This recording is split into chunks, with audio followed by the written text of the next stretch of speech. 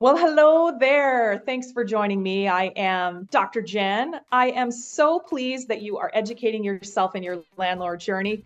Many of you know that I'm on Facebook and LinkedIn and many of the landlord and tenant groups.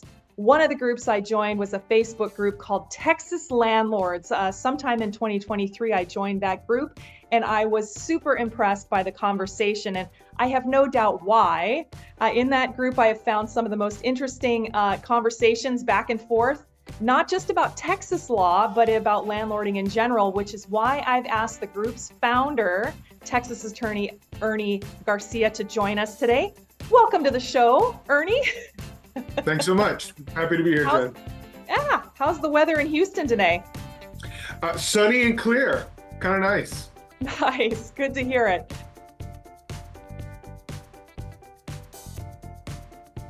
Let's talk about the content that you're seeing in all these conversations that I'm seeing in your group.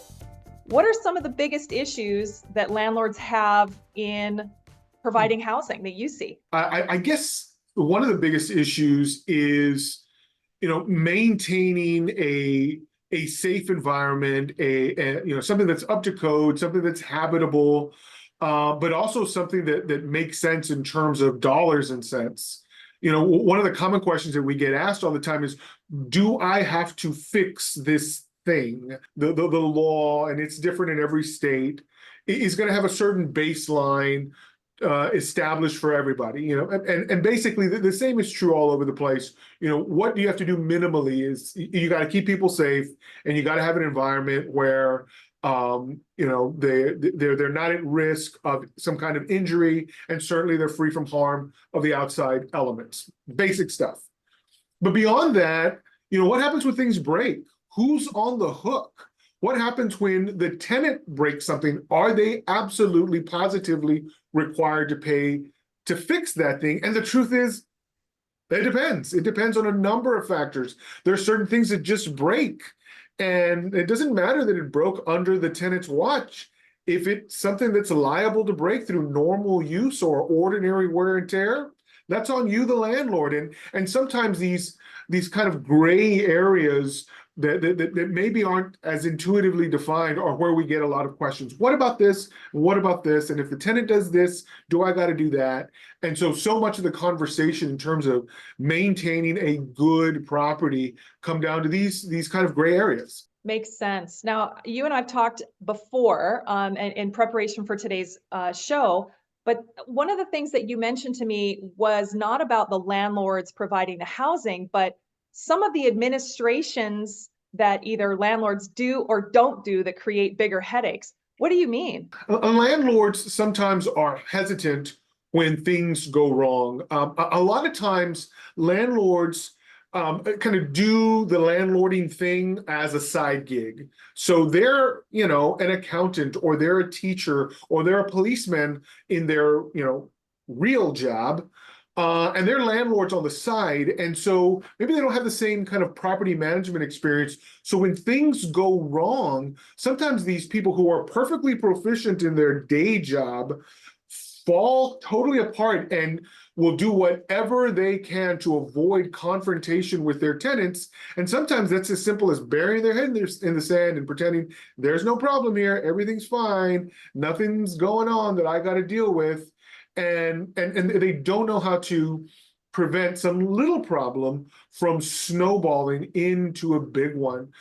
Some of these have to do with repair, like I mentioned earlier, but some of these also are things like their tenants just not following basic rules that ultimately lead to huge losses on the part of the landlord because they were, I don't know, hesitant or fearful or intimidated by the process of simply confronting their tenant about a violation in that lease. Mm-hmm. Awkward conversations don't get better with age. That's what we say. Yeah, no, and it's almost nowhere a truer statement than in the landlord-tenant world, because my wife introduced me to a statement similar to that. She said, your success is a component of how many awkward conversations you're willing to have. And it's something that I see all the time. When people come to me and they say, Ernie, I can't believe my tenant has done this and this and this and this. And the simple question is, well, when did you talk to them about it? What? They, they, sh- I just, and they don't have a good response because it's difficult to have sometimes these complicated conversations with people simply because they don't have a plan in place. They don't have the expectation that things are going to go wrong. And if you don't have a plan in place, you get taken by surprise, you get taken off guard, and sometimes you just do nothing about it until it gets so colossally bad that you're forced to do something. Mm-hmm. Well, let's talk a little bit about lease terms and items in the lease. And really, we had talked about rent increases, late fees, misbehaving, tenants misbehaving in the lease. And you've alluded to some of the issues that landlords just want to ignore that. But Yeah. some of it, like late fees and rent increases, it's like the landlords just don't want to ask them for what they've agreed to already. And so how do you even take that on? It's tough because I think landlords sometimes suffer from a thing I call this kind of guilt.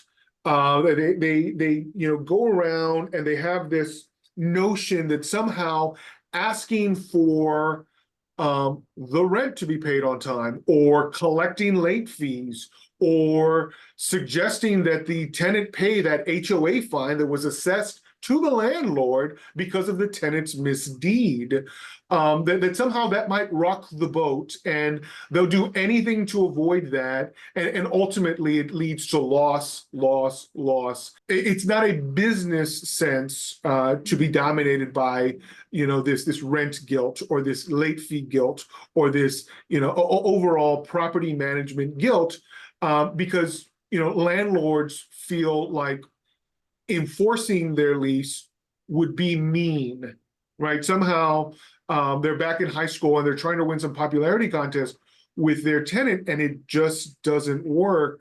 And it's certainly not good business. And unfortunately, it sometimes leads to a landlord just throwing in the towel and saying, I can't do this. I'm going to sell the place, and I'm never, ever, ever going to do this again. Let's back up a second. There's so many folks that are shifting their assets, right? There's the largest wealth transfer on the planet, on the history of the planet, is happening right now, of lots and lots of inheritances in all kinds of forms. Some of those are properties, some of those are properties with tenants. And you've got some of the new landlords that have a 9-to-5 job are just now starting a business, sometimes for the very first time, and that business is rentals. And so Ernie, how would they set up their business correctly? Like if they were starting, if there's an accountant, as you say, if there's an accountant, what could they do to educate themselves and get themselves up to speed as this new landlord in this new business? What are some of the things they could do to prepare themselves for the inevitable issues? Well, certainly if they're in the state of Texas, they ought to join Texas landlords and just surround themselves with, again, thousands of other voices, people who've done it 1,000 times before them, and hear what they have to say about it. Ask questions. We sometimes get people who'll ask, and they'll start off by saying, I know this is a silly question. And you got to stop them and say, don't let that stop you. Don't let that prevent you from finding out the answer to your silly question, because you're otherwise going to do something very silly when you don't know, and it's going to cost you thousands of dollars. Ask your silly questions. And so be part of groups like that, whether it's online. I always suggest find somebody who you can pick up the phone and call. And I'll tell people like this: if you've got one rental, you got one door, find somebody who's got 10 or more. Don't go find somebody else who's got one door just like you. You guys are on the same level. Find somebody who's 10 times what you are and get advice from them. And if you don't have a mentor, before you really dive in, again, if it's something you've never done before, get in a group and find yourself a mentor, somebody and some place where you can ask your silly questions and make sure you're asking them before the problem, then after the problem. And I'm an after the problem kind of guy. I don't mind you coming to me and saying, Ernie, I goofed. I really wet the bed on this one, and I need you to help me out. But if you had asked this question just 10 months earlier, you wouldn't be paying me thousands. You would have taken care of it then, and you never would have had this again, colossal problem. I appreciate that. And I think that's so helpful. One of the things that comes up, not just in Texas landlords, there are other Facebook groups as well that are more nationally based. And one of the main things everybody says is, someone will come on, they won't say their location, and they'll say, what can I do with a rent increase? How much rent increase can I go up? And we always go, me and many others chime in and say, what does your local residential code say for rental increases? Like, start there. Start with your local, your state, province, territory, your local landlord tenant laws. And even in your state or in your county, like in Texas, what do you have to have? What are the rules that you have to play by? And I love the approach. You are an after the problem kind of guy, which is good. Yeah. That's what you do, is you solve problems. But I love that part of what you do is also educating people to try to avoid those problems in advance. We try, but sometimes no matter how loudly you yell something, sometimes landlords aren't going to get it the first time. And that's okay too. That's part of the learning process. You might have to, bang your head a few times before you really get the lesson. And that's okay too.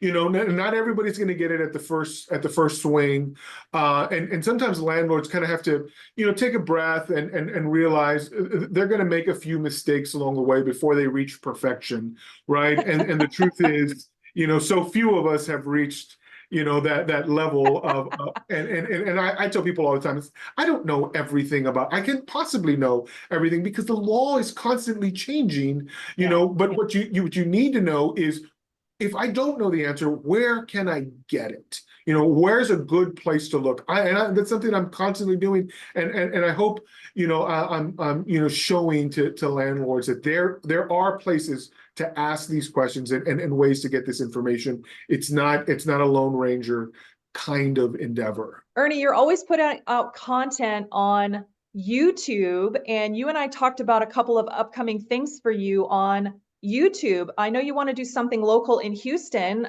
Tell us about it. Well, and I'll tell you, I'm all around Houston all the time, whether it's at a local event, speaking to a real estate group, or, I'm talking to realtors, or I'm talking to investors. That's something that I'm always engaged in, in small groups. I think it's a really good way to kind of get to where the people are and make myself available to answer questions. But one thing I'd like to do on a small scale is start visiting property.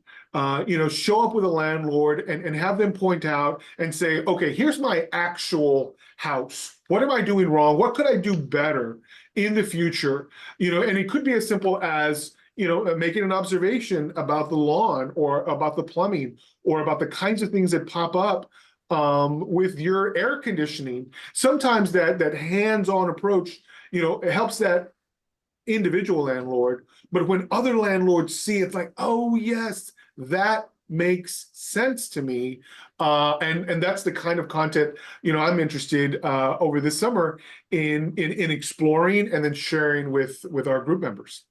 So let me get this right. You are looking for some active landlords in the Houston area, give or take, maybe not the extra Houston area, because Houston's a big location, give or take 30 miles. And you want to do a walkthrough on video where you're coaching the landlord, pointing some different things out. Empty units, maybe not with tenants. Is that what you're looking for? So, empty can be a relative term. Certainly, I would prefer there not be, tenants there. Sometimes properties in transition, when a tenant has clearly vacated, maybe they've abandoned things, maybe they've left, damage to property, and a landlord kind of needs some help in how to resolve some of these kinds of issues. But ideally, in between tenancies, yes. Gotcha. And it really doesn't matter, at what point. Maybe you've 100% rehabbed and you want to talk about, tenant screening, how to prepare a unit before you hand those keys over. That's a big moment that a lot of landlords get wrong. Like, they're so eager to put the keys in someone's hands. that they don't take care of so many steps necessary beforehand to make sure they're getting the best deal possible. Or perhaps someone just left. Just in the middle of the night, abandoned, left the cat soiled couch and garbage all over the place and science projects in the fridge. Yeah, I want to see it all. I'd like to take a look, and if you have property that's available like that, and you're in the Houston area, I'd like for you to reach out to me. I'm super interested in taking my crew out and seeing what we can share with other people so that other landlords can benefit from the stuff that I'm willing to essentially give away to any landlord who's willing to open their door. Love it, Ernie. What an amazing journey you're on. I am so excited to be a part of it for you. If a listener wants to get a hold of you, what's the best way to do that? So if they can find me online, my contact information is all over my TikTok, my YouTube, my Facebook pages. I'm on LinkedIn and Instagram, and I'm even on Threads. I'm all over the place. And so if you find me out there, click around, you're going to get my contact information. But if you're listening to me for the first time and you're in the Houston area, you can reach out to me very easily at my office location at info@attorneyeg.com. That is the absolute best way to get a hold of me. We monitor that email all the time for people who are interested in getting a hold of us, who might need legal services, but who are also interested in maybe participating in this project I want to run this summer. info@attorneyeg.com. Those are my initials. attorneyeg.com.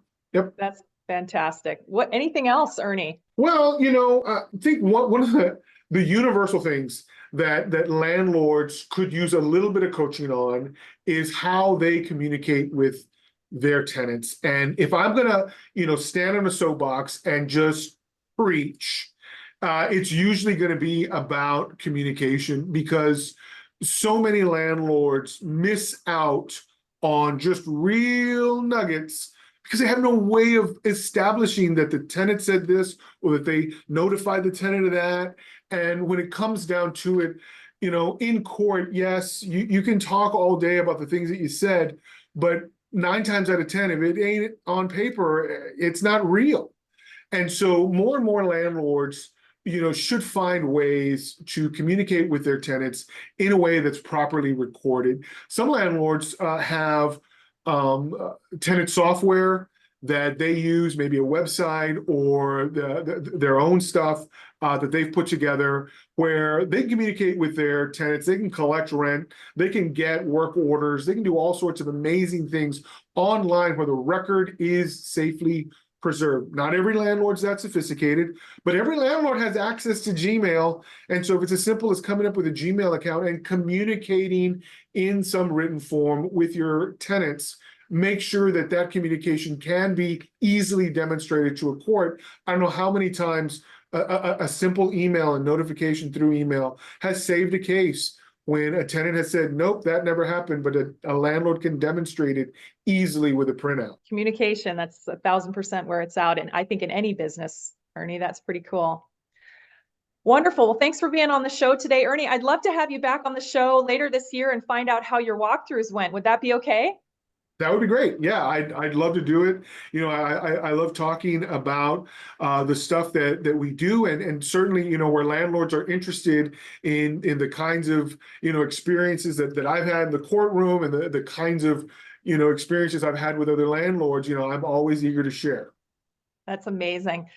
So if you're new to this, listener, if you're new to this, whether you're in the US or Canada, at Landlord Attorney on YouTube is got just an amazing array of content for generic landlords, maybe not location specific in Texas, but at Landlord Attorney on YouTube. Check it out. Lots and lots of good stuff in there. Thanks so much again to Ernie Garcia for joining me today. Yes. Listener, if you enjoyed the show today, the biggest compliment you can give me is by leaving a review so that people who need me and my podcast can find me. Join me next week for episode 77, where my guest is a longtime Maui resident. And yes, he's also a doctor. Join me with guest Luke Bailey. I will see you there.